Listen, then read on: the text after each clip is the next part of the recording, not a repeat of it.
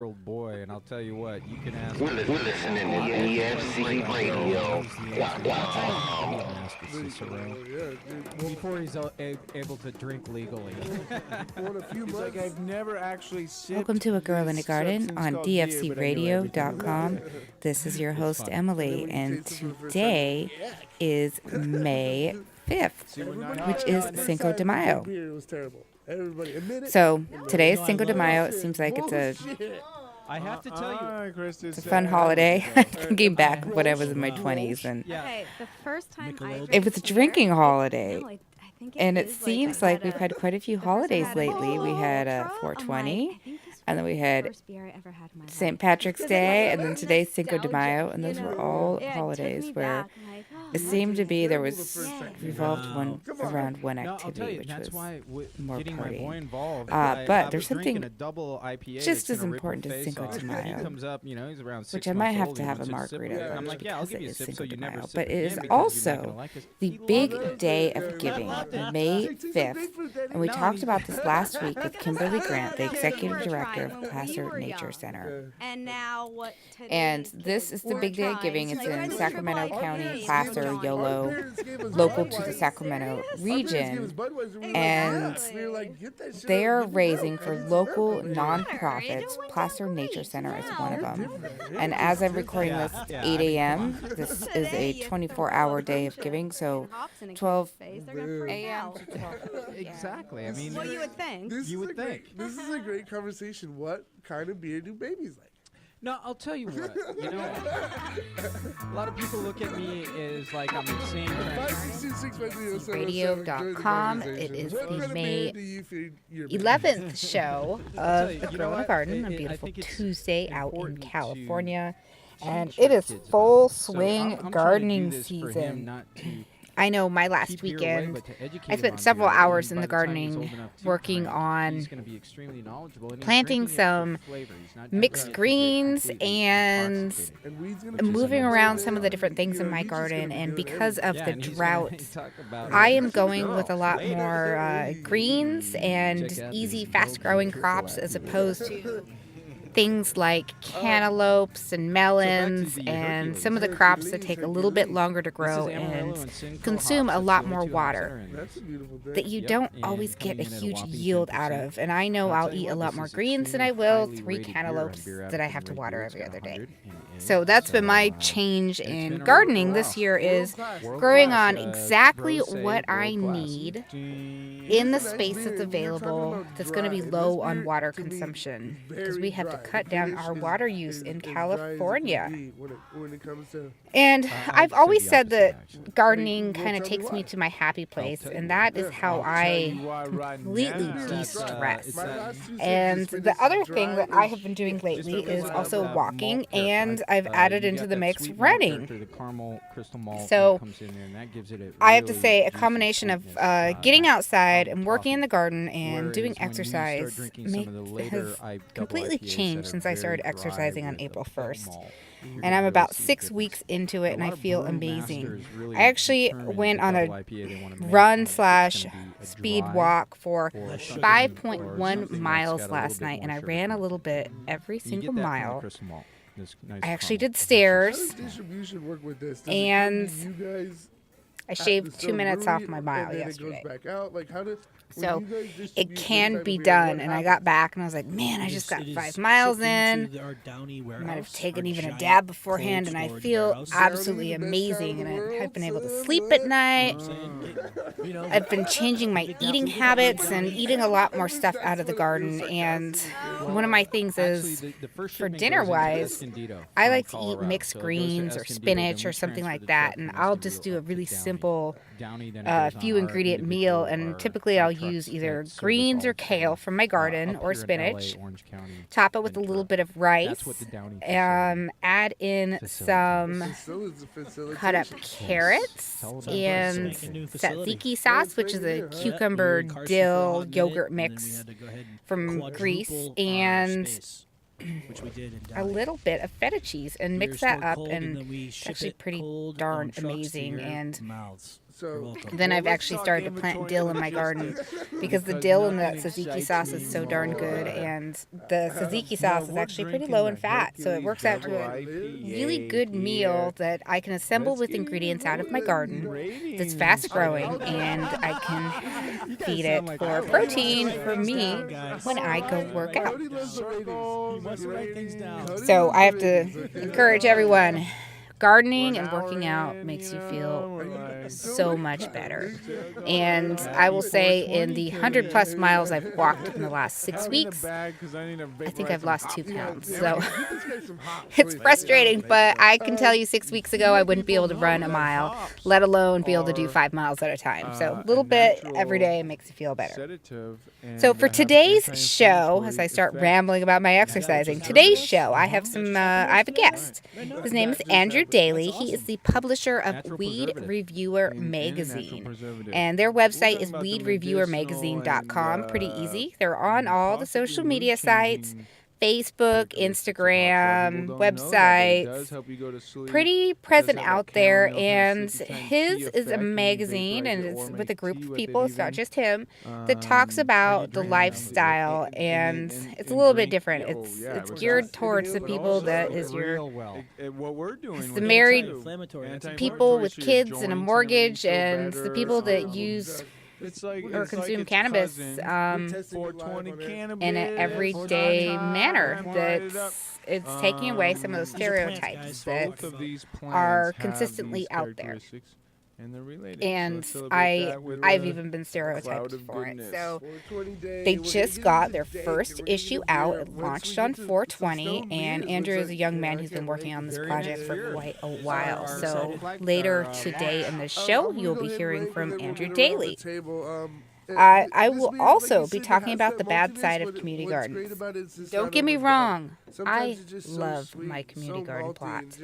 But sometimes when you're dealing with people and just stuff, there is an ugly side to it too. So we'll talk a little bit about the ugly side. I think it's about as well as how to make kale chips, one of my favorite things, and I need to harvest some kale out of my garden tonight and do that one again. And we'll be hearing from the Wisconsin vegetable gardeners, and they're talking about deals on canning jars. It's never too early to start stocking up on canning jars. Another 3.6. And then for gardening events coming up, next week I'm going to a little bit different gardening event. And I will be in Chicago for the Marijuana Business Conference and Expo. This is a twice-yearly event, and the next one is going to be November 11th through 13th in Las Vegas, Nevada. And more information can be found about both shows at mjbusinessconference.com. It's the first time going to this show. I've been to several different types of this, shows that specifically focus on this segment of the market. But I'm really excited to be able to get out to Chicago and check out these shows. So next week it starts Tuesday. So I'll be updating some pictures, and be sure to check it out. And then the following week, I'll be giving an update on what kind of products and what kind of people and what are these shows that are popping up all over the country. And I seem to get phone calls every week with a new company that has a new conference that the company I work for just must attend. And kind of have to take them with a grain of salt, but we chose to attend this one, and I have a feeling it's going to be a great one. I don't. Now, if you're listening from your computer, remember you can listen to DFC radio shows on the go. All you have to do is download our app. So if you look up DFC radio in your app or Play Store, so it's available for Google and iOS phones, and download the DFC radio app so you can listen to it on the go. You can also follow our Instagram page for the network, and it's DFC Radio. And all of the shows do have Instagram accounts, or the talent has accounts. So you can find Heavy Tea at Heavy Tea 562. I don't think the Heavy Tea Grow Show actually has one, but Heavy Tea has one, Horty Chris has one, Dr. Duff, DFC Radio has one. Follow all of them. So you can also check out all the different shows that we have. So on Monday, 5:30, the Beer 30 show, talking craft beer. On Tuesday, 5 p.m., A Girl in a Garden, which you are listening to as we speak. And 6 p.m., right afterwards, Grow with Grubby Cup. And Wednesdays, 6 p.m., it's the Heavy Tea's Grow Show with Heavy T, Horticris, and Dr. Duff. And it goes until, I believe, 10 p.m. You can call in, ask your grow questions, get some amazing gear, get some hooked up with some stuff. And you could also browse through all of the archives on dfcradio.com. And A Girl in a Garden archives can also be found on agirlinagarden.com. It's nice. If you ever have any questions about advertising on any of the shows, please contact Aaliyah, and her email is Aaliyah at dfcradio.com. Now we're going to take a brief break, hear from A Girl in a Garden show sponsors, and when we get back, I will be talking with Andrew Daly, the publisher of WeedReviewer magazine. So this is Emily on dfcradio.com. Just sat by myself all day. I was so lost back then, but with a little help from my friends, I found a light in the tunnel. I thought you did. No, I didn't.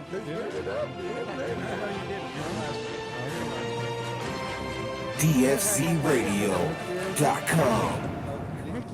Check in with my Cody Brody. You are listening to the beautiful Emily Walter on DFCRadio.com. Caramel color.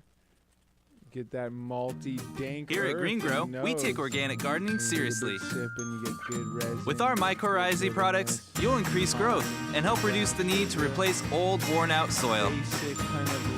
We help provide electrolytes and maximize nutrient intake to make your indoor garden lush and green. So give your plants the strength that they need and breathe life into your soil with Green Grow. Find us at your local nursery or visit us at thegreengrow.com. That's the green, GRO.com. I'm more of that clean, dry, big hop, even late hop. This is more on that roundy, malty, kind of more. You're listening to A Girl in a Garden on DFCRadio.com. But it is still doing great things, and so that's why I'm still. It's like pulling me towards the second half of 3.5, but I'm trying to keep it under 3.5 at 3.49999. That's what I was gonna say. Is that I think why it works here for a bunch of West Coast craft beer lovers, West Coast DFCRadio.com. Overdone, and it was well balanced. And that's why it ended up still getting a pretty darn good rating. Right.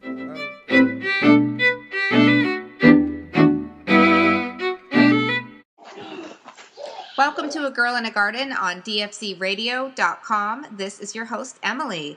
And tonight I am talking with Andrew Daly, the publisher of WeedReviewer magazine. How are you doing today? I'm doing great, Emily. How are you? I'm fantastic. Welcome to radio. Thank you. You do an actual published magazine, so radio might be a little bit different. What is WeedReviewer? WeedReviewer magazine had started out by being an online blog for the past 3.5 years. We've been Colorado Weed Reviewer LLC. We started out to provide a quality control for the industry. There was a lot of negative reviews being published about places and that were worth going to check out, and a lot of people being sent to go check out places that had really low quality product, and there was a really high demand for someone to bring information to the patients that were looking for high quality medicine.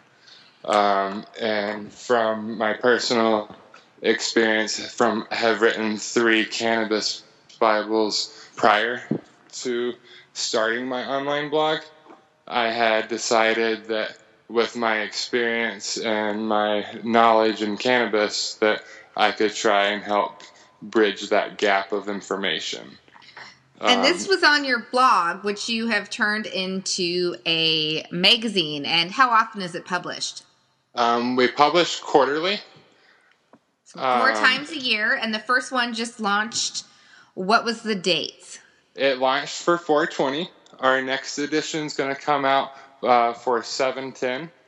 So we'll be coming out every 3 months. We have journalists from all over the country. We have 7 different countries being represented in our July edition. We're really trying to take a global approach to cannabis education. We founded ourselves to show the other side of the cannabis culture, the side with kids, mortgage, and a dog. So this other side is everyday people. Yes, ma'am. As opposed to the stereotype that you might see in the news. Absolutely. We're trying to change the negative stigma that's been placed on cannabis over the past couple 100 years. Now, you're based in Colorado, which is completely different than almost any other state. And are you seeing more people open and talking about it that do have children and the dog and the mortgage?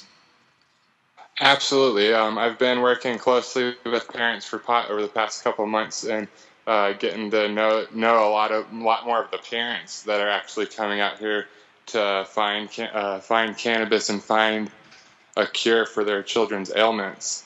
And it's really been something that really opens up to your heart when you see all these parents that are starting to step away from the stigma and starting to step away from thinking that cannabis is poison and it's going to hurt their children. And then it's all about getting high. So it's really cool to start seeing people actually making that change and realizing that there's more to cannabis than these stigmas that have been placed on it. And what kind of information can you find in the official first edition?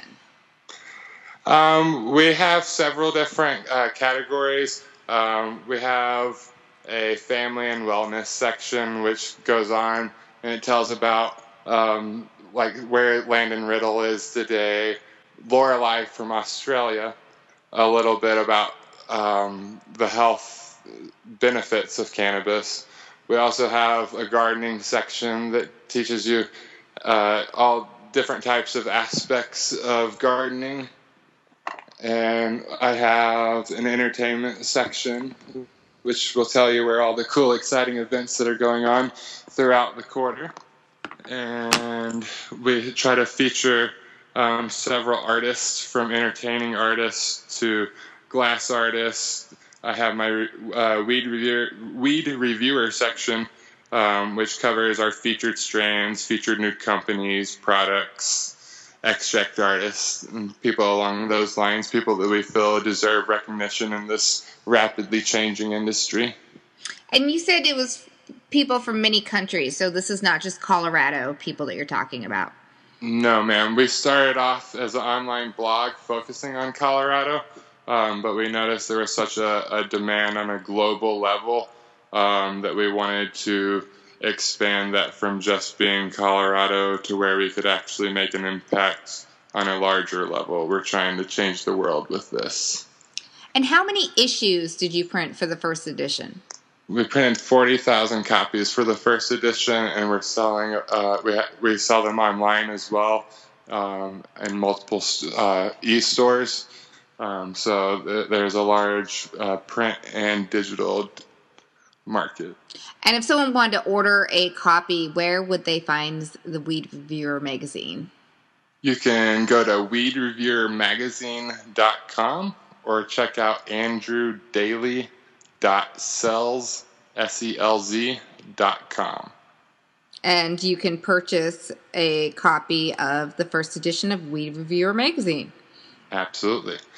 The hard copy goes for $4.20, or you can purchase a PDF file for 99 cents. And with the hard copy, you get an online copy as well. And so how long ago did you come out with the vision to do a print magazine? The demand has been presented for at least 2 years.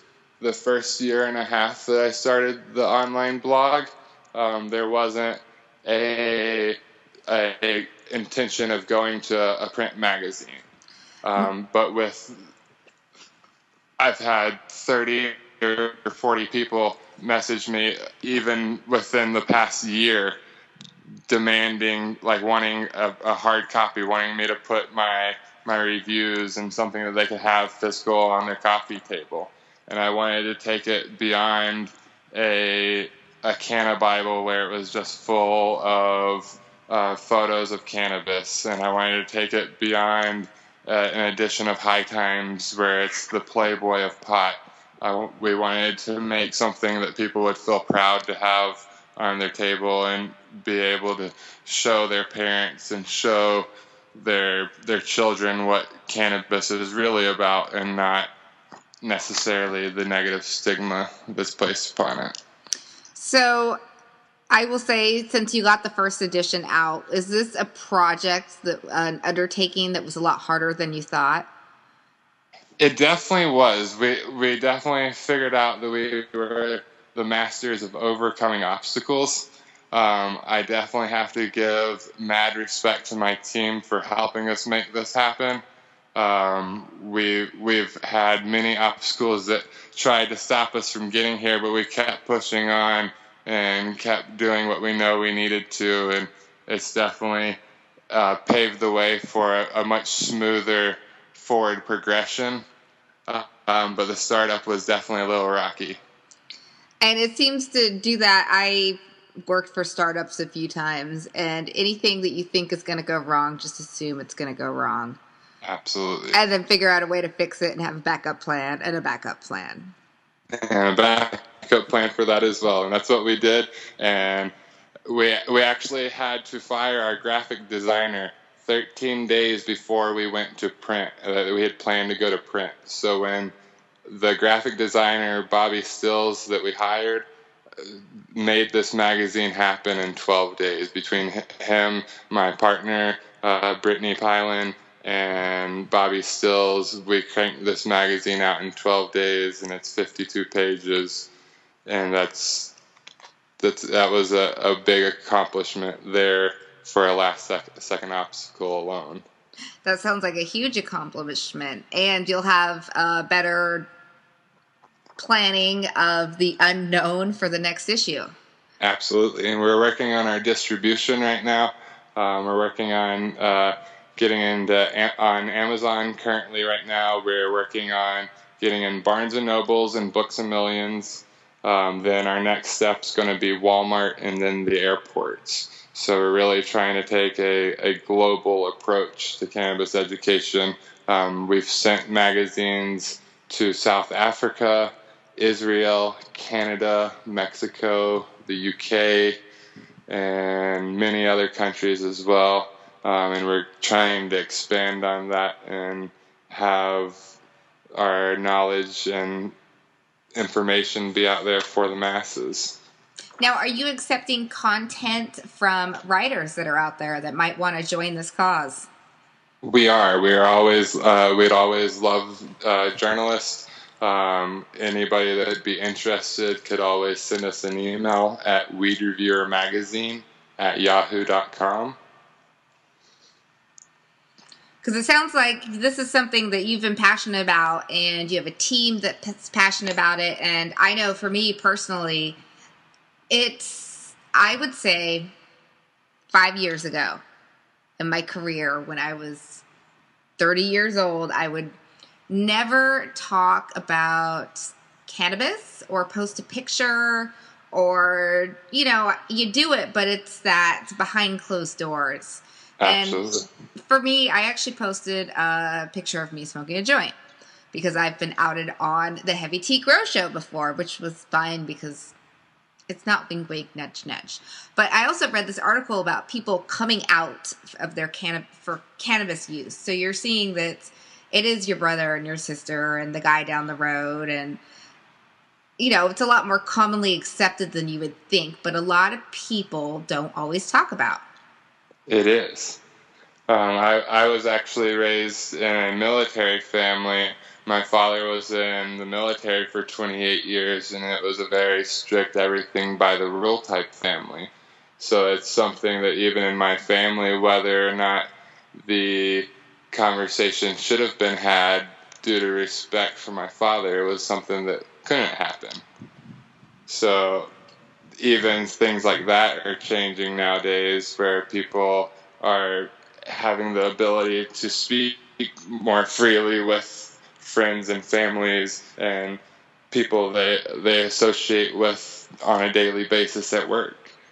And it's really cool to see the progression along those lines. And it has been a lot of progression. Even I've been working in my career field for a decade now. And even just in the last decade, there has been a lot of leaps and bounds. And now there's organizations like Parents for Pot and people using it. Not that they haven't used it for medicine the whole time, but it's being out in the open and using it for medicine on kids or older people or people that you just might not think be using medicine. Absolutely. Especially, we have a lot of veterans and a lot of people really getting medical benefit from PTSD with cannabis. And that's something that has recently been getting a lot more research.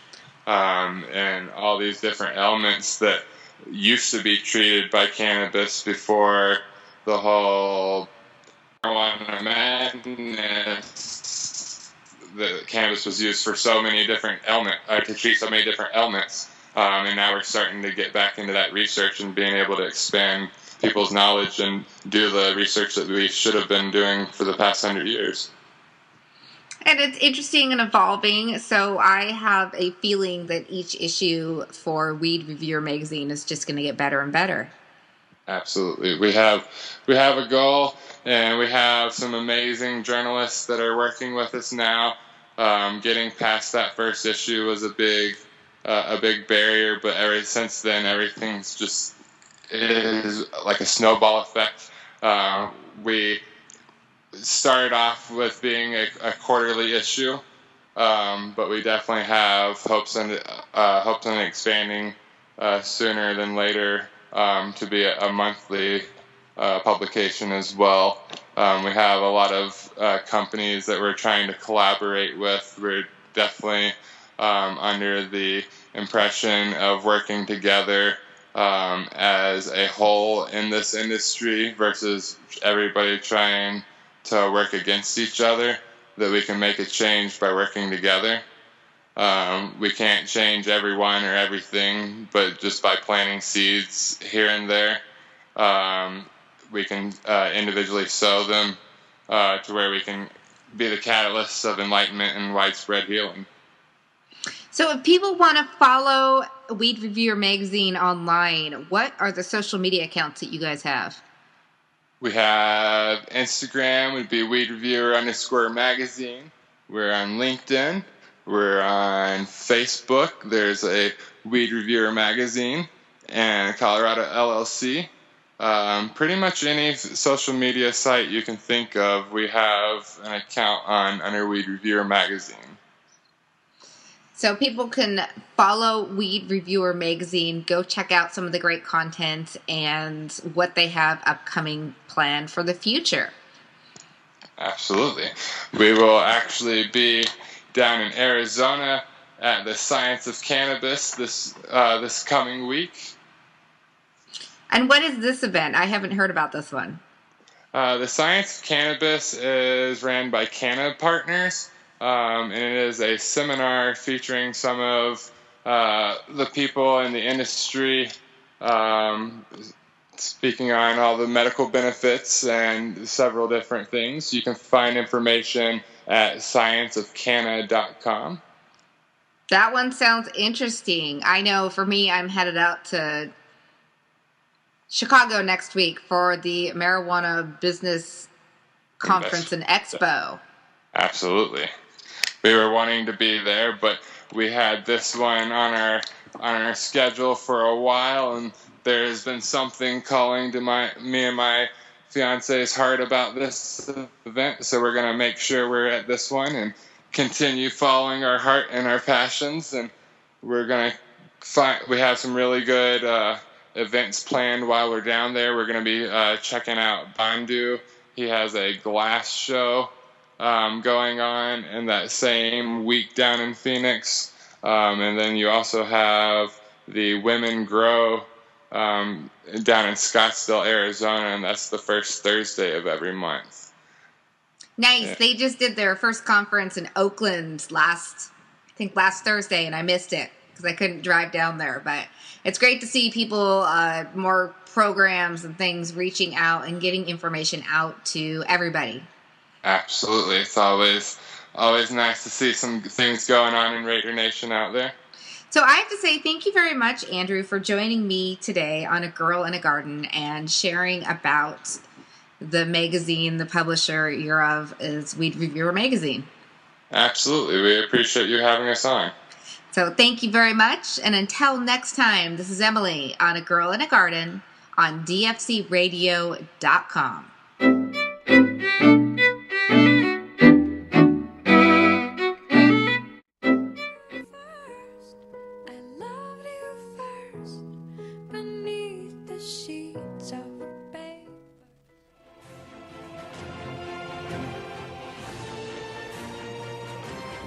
dfcradio.com. You are listening to the beautiful Emily Walter on dfcradio.com. Here at Green Grow, we take organic gardening seriously. With our mycorrhizae products, you'll increase growth and help reduce the need to replace old, worn-out soil. We help provide electrolytes and maximize nutrient intake to make your indoor garden lush and green. So give your plants the strength that they need and breathe life into your soil with Green Grow. Find us at your local nursery or visit us at thegreengrow.com. That's the green, GRO.com.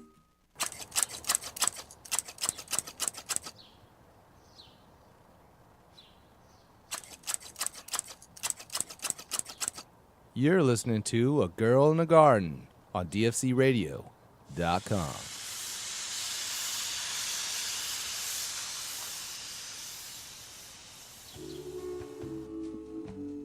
Welcome to A Girl in a Garden on dfcradio.com. This is your host, Emily. And today I'm going to talk a little bit about the community garden plot. And I have a community garden plot, and I love it. And it's a great interaction with people. You get to learn about gardening. And I just said the key element. You interact with a lot of people that you might not know. And so there is a dirty side of the community garden. The side of thievery, fraud, weeds, fistfights, and annoyances that happen at the community garden. A community garden is run similarly to a HOA. And if you Google HOA horror stories, you can come up with a huge list. But that doesn't mean that they're all like that. And there are always going to be some kind of complaints. But it's the side that you don't always think about until you get to the garden. And I view my garden area, my 15 by 15 plot, as a place for me to get away. That's my happiest place to go garden. And I found, since I've do my radio show and a few people know what I do, is I tend to get questions the whole time that I'm at the garden, even when I'm trying to work on stuff and I'm sweating, and I'm going there to clear my mind, and I end up answering garden questions the whole time. And so I have found the key is headphones, and I usually put my headphones on before I even get out of the car, just so I can go work in peace, even though I am supposed to interact with the community. Sometimes there's projects you want to do, and you got to put the headphones on. So here are some of the things that go on kind of behind the scenes at the community gardens. It's some of them, not all of them, some of them that people don't always talk about. So biggest one is theft, that being veggie theft. And people will steal your hard worked on vegetables, and it is probably one of the biggest annoyances that I've had. I know at my community garden, it is a locked garden that we all have the combination.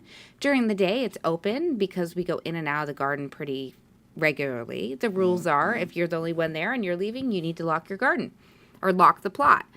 But sometimes people will come in like on a Saturday, and one time we saw a lady come in with a basket, And she just walked in like she owned the place and went plot to plot and filled up her whole basket with vegetables and got in the car and left.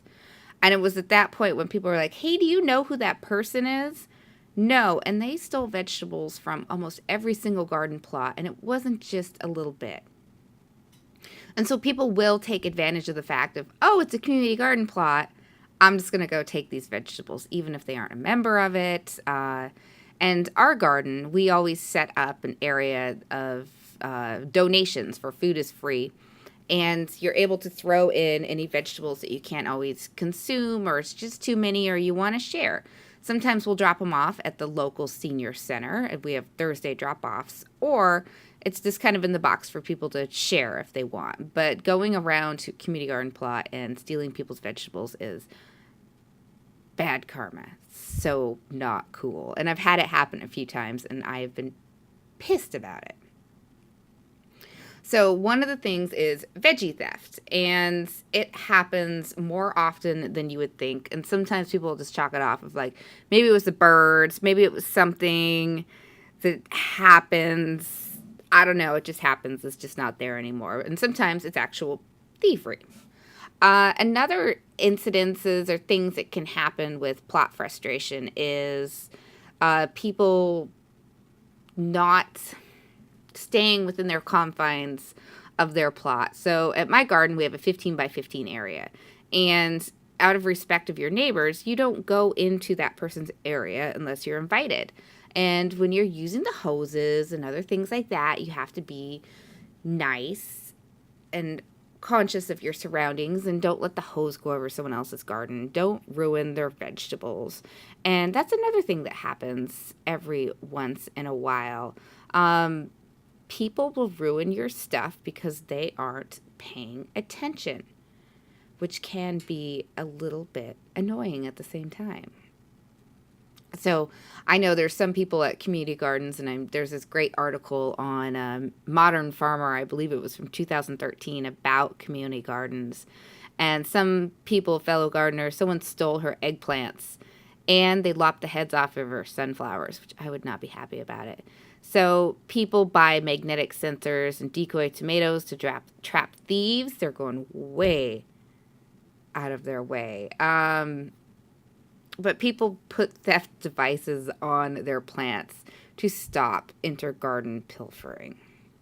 Another thing besides thefts of vegetables is sometimes we have theft of equipment.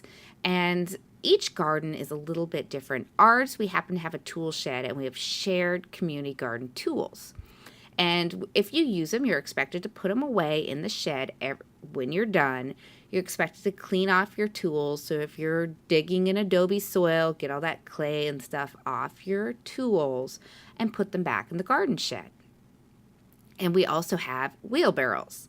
And wheelbarrows are always, spray painted with the acronym of our garden, property of. And for some reason, every year, someone feels that they should or need to take the wheelbarrows home to use for personal use and don't bring the stuff back, which is unfortunate because if you are working in the garden and you're relying on those tools, or say the wheelbarrow, and they're being used for someone else's use, it's not fun because you're there actually to do the same stuff, and it's part of the community.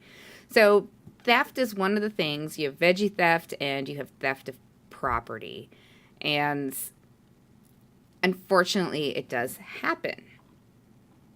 Another thing that kind of goes on is misbehaving in general. And this just happens in a mix of people. Sometimes you don't have to get along with everybody. You just have to do it.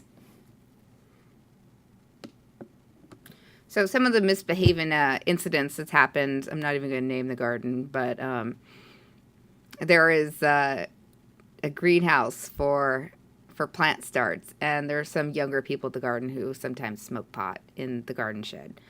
And it is completely offensive to some of the people there. And you have people of all different cultures, and that one seems to be a hot ticket item, is drinking sometimes at the plots, which I absolutely do. I'll admit, sometimes I will bring a cold beer and I'll put it in a glass and I'll go drink it when I'm working in my garden plot. But not everyone does it that way, and some of those things are misbehaving. Another one, and this seems to be a pet peeve and a learning curve, is how much are you committed to the garden, because it takes time. One of the things is organic gardening. It's cool, it's trendy, it's what everyone's doing, and they're doing it to get food, not because it's hip and it's trendy. But some people don't realize how much work a garden plot is, especially when you're doing organic growing practices and not using any pesticides. And a lot of times people are like, this is too much work, and they just give up and leave their plot and abandon it. And the weeds become unruly, and it goes into your neighbor's areas, and it's something that happens every single year. And I have 3 plots right around my community garden, and they're all abandoned, and they've been abandoned for 2 years. And someone actually just picked one up this last week, and I keep looking at our plot going, man, I hope this person is in for the long haul, because I'm so ready not to have to weed someone else's community garden plot. There's also cultural classes that can come up. A lot of it's different gardening styles and different cultures. A lot of it you can embrace and learn from some of the gardening styles. I know I've seen incidences, though, as we are an organic community garden, and one of the older residences is set on using pesticides, and he says they're fine because that's what they've always done at home, and that's what they do in the country that he's from. They use these certain types of pesticides, and it has become a big deal because we signed up for a community or an organic community garden, so people can lose their plots from not following the directions. And then there's just petty conflicts, and a lot of times these types of petty conflicts are supposed to be worked out in the community garden meeting. And the garden that I'm a group or part of, we have a monthly community garden meeting. I think it's the first Wednesday of every month, and a lot of times we end up talking about people's annoyances of who didn't put the hose away and leaving the weeds in the walkways and not mulching enough, and extremely petty conflicts that become almost a nightmare situation. And the meetings can be completely frustrating because when you look at the bigger picture, these are very minor offenses, and people get very angry. And I've seen people start screaming at each other and walk out of the garden, and, you know, there's kids there and they're saying swear words and screaming and super heated, and people walk away and they're just pissed. And I didn't know about that thing until I went to a few garden meetings, and I thought to myself, I don't need to go to these. I will get the meeting notes emailed to me, and I didn't know people were so angry. And one of the instances I had was last year, we have beehives at our community garden. We have 2 of them.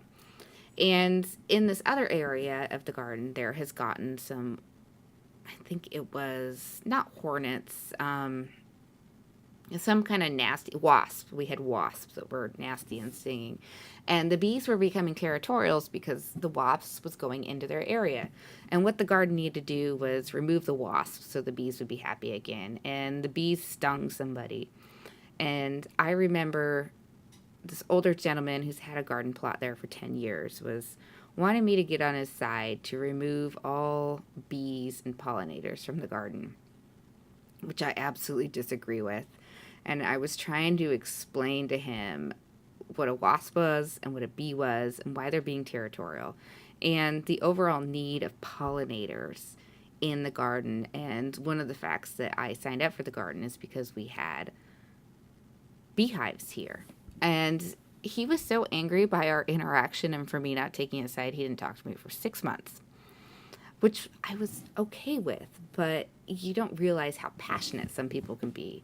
And this bee thing has been a hot topic. So at our garden, we actually banned any more additional community beehives. So we are just limited to 2 in our spots. And we have to make sure that there's no wasps or hornets or anything around, because that is what causes issues. So those are some of the things that people don't talk about that go on at the community garden. And there is so much wonderfulness that goes on at community gardens, and sharing and talking, that this shouldn't be thought upon of like, I don't want to do a community garden because of this. But some people have gotten to the point of like, I don't even want to do this. If I want a garden, I'm just going to buy my own property. So it can be frustrating, but it's also something that you can work through. It is a community garden. You're trying to grow food for your family. So veggie theft, property theft, misbehaving, some people stealing, culture classes, and petty conflicts is what happens when people get together. So like I said in the beginning, view it as an HOA, and we're all here to work together. Sometimes your HOA board can get a little overzealous. Sometimes some of the members can be a little overzealous, but it is a working community garden.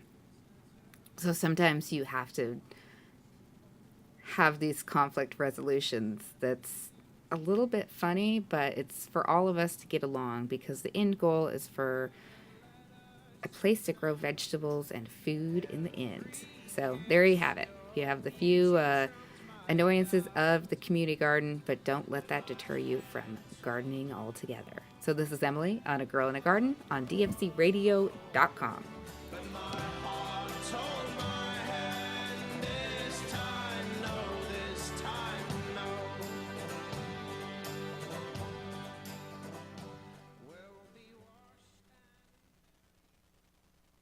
A Girl in a Garden quick tip. A great way to sharpen your scissors is with sandpaper.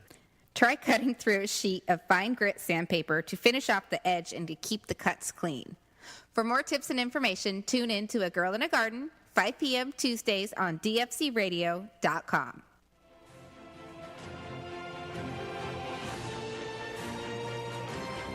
DFCRadio.com.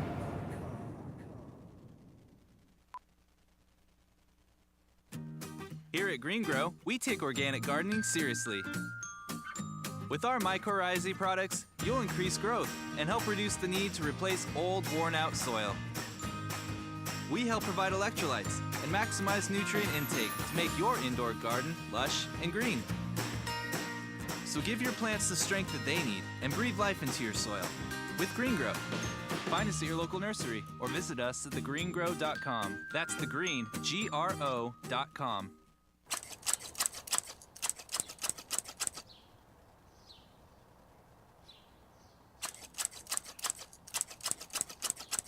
You're listening to A Girl in the Garden on DFCRadio.com.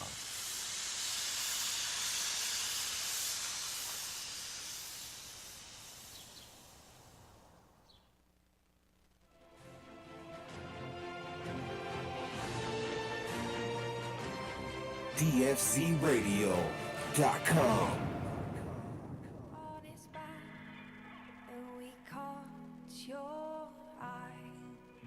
The salty ocean wind made the seagulls cry. This is gardening in 2 minutes. Yet it's very early in the outdoor growing season, which is step 1, growing your produce. Step 2 is preserving it. Now is the time to start looking for the deals so you can be prepared and ready to go when that harvest in your garden is ready to come out. You can find canning jars at a lot of places, whether it be your local farm supply store, your hardware store, or even a big box store a lot of times has them. But maybe you want to get a good deal. So then you want to check out websites like Craigslist.org, and then you can also check out rummage sales, yard sales, estate sales, and things like that. If you are going to buy them used, just make sure you're not paying the same price as a case of brand new ones, because then you're not really getting a good deal. In most instances, if you go to a yard sale, estate sale, or property sale and see a large volume of jars, before you go on your journeys, decide what your maximum price will be per jar. Usually when large quantities are for sale, you can make a deal with the seller for a lump sum to take all of them, even if not all of them are certified mason jars. I'm talking if there's 50 mason jars and 5 or 10 non-mason jars. You want to take the whole lump sum. That way the buyer feels more apt to give you that deal that you're requesting than to just pay whatever they're asking for. Right, so you can do that. And then also, you want to keep in mind that you may have friends or family members or people that you know from work or church or school that may have these jars that no longer use them. So you could ask them as well if you know somebody that used to can, start a conversation. Maybe they garden now, but they don't can anymore. You never know where these people have these jars. Used canning jars are fine to purchase. Do not buy unopened canning lids, the ones with the rubber gaskets. You want to buy those fresh to make sure that they will seal properly. For more information on the best deals on canning jars and preparations for the preserving season, our weekly video productions, as well as our free downloadable digital quarterly magazine, you can find all that information at thewisconsinvegetablegardener.com. For the health-conscious organic gardener worldwide. For Gardening in 2 Minutes, I'm Joy Baird. And I'm Holly Baird. Welcome back to A Girl in a Garden on dfcradio.com. This is your host, Emily, and thank you for joining me today, May 11th, on A Girl in a Garden. And a big thank you to Andrew Daly, the publisher of WeedReviewer magazine. And if you would like to find more information, look them up on social media or check out the website, WeedReviewerMagazine.com. Now, next week, I will be in Chicago. I'll be at a conference, so I'll be getting a lot more information. But I'll be talking about gardening next week. Imagine that. So I had, a few weeks ago on my show, was Dory Kaufman, and she is one of the founders of Earth Tower Garden. And we talked about the new product that they just launched, and they were getting ready for the launch on Earth Day. So they sent me one, actually, and I will be putting together my Earth Tower this weekend at my community garden plot. And I'm thinking about doing strawberries because I love strawberries.